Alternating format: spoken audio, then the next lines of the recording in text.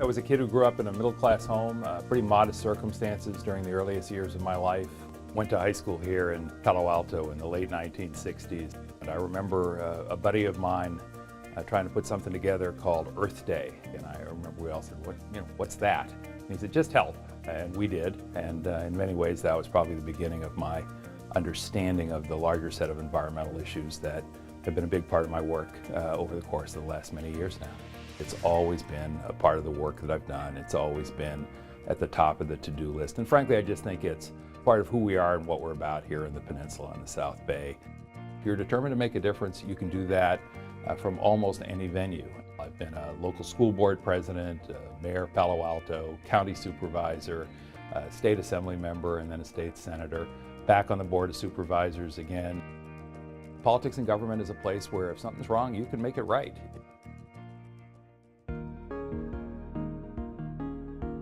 I had the privilege of serving as the chair of the Senate Environmental Quality Committee for 7 years, and probably most gratifying was the work I was able to do on renewable energy. These were nationally recognized standards. We were the most ambitious in our commitment to renewables of any country in the world and any state in the nation. Important in terms of jobs and economic development here in the Valley. And I think it's sound energy policy, frankly, to diversify our energy portfolio with greater and greater amounts of renewable energies. Let's make environmental protection a co-equal goal with water access, and let's make that a matter of law. Let's create a Delta Conservancy to make sure that as we look to the Delta for water, we also look to it as the environmental treasure that it is. If you can do all that, it's a good day's work, and it's something that I think my colleagues and I were justifiably proud of at the time. My first few years in the legislature, some cruise ship off at the coast of the Monterey Bay dumped sewage into the bay, and when they got called on it, they said, well, there's no law against it. And I remember thinking, well, if there isn't a law there against it, there ought to be. And of course, now there is. I was able to move a half dozen pieces of legislation over the course of a decade and ultimately prevail upon the federal government to establish a no discharge zone up and down the coast of California. So our entire coast is protected now in that way. And that's the largest no discharge zone, NDZ, anywhere in the country. There was too much irresponsible, destructive clear cutting and not enough responsible, sustainable logging going on. And we explained some of the issues to Joe. He listened to us, and then he decided to author a bill that required more consideration of cumulative impacts with maps showing what happened where and when. It was one of those great little bills that had real potential to help us make sure that timber harvesting around the state was done in a more responsible way.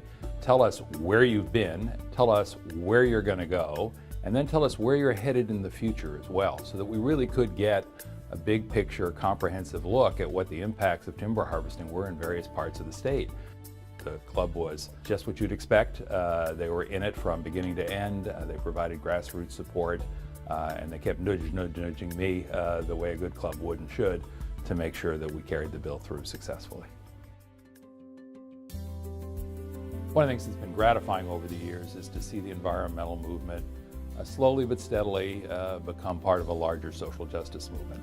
Years ago, I worked on the coast side over in Half Moon Bay to create affordable farm labor housing. I saw that as an environmental issue. It was absolutely indispensable to the preservation of the coast side as we know it. And I did some of that early work to pull those parcels together and make that possible. And I look back on that as a very satisfying time in my life because it means that we're more likely to hang on to the coast side we love. In 1994, Bay Area Action moved our offices, and Joe was there for our office warming. I believe he was mayor at the time. And he planted a little redwood tree in front of our office. And I was biking by it the other day, and the tree is now 50 feet tall. And I thought, Joe's leadership on environmental issues has grown in proportion to this tree. He's really one of the great environmental leaders at the city level, at the county level, at the state level. Joe Simitian has been a real hero for the environment, and he's really listened to the concerns of the Loma Prieta chapter, and he's taken action when it was warranted and gotten things done for us. I would encourage the next generation of environmental advocates to act with urgency, but take the long view, realize that this is work that can take a lifetime. Don't let that get you down. In fact, what you'll discover is that it's work that will invigorate you over the course of a lifetime. Those of us who are in elected office, we sometimes get to lead the parade, but having partners and allies like the Loma Prieta chapter has made the work possible. So I thank you for the recognition, but more importantly, I thank you for the work, and I thank you for the work I know we're going to do together in the future.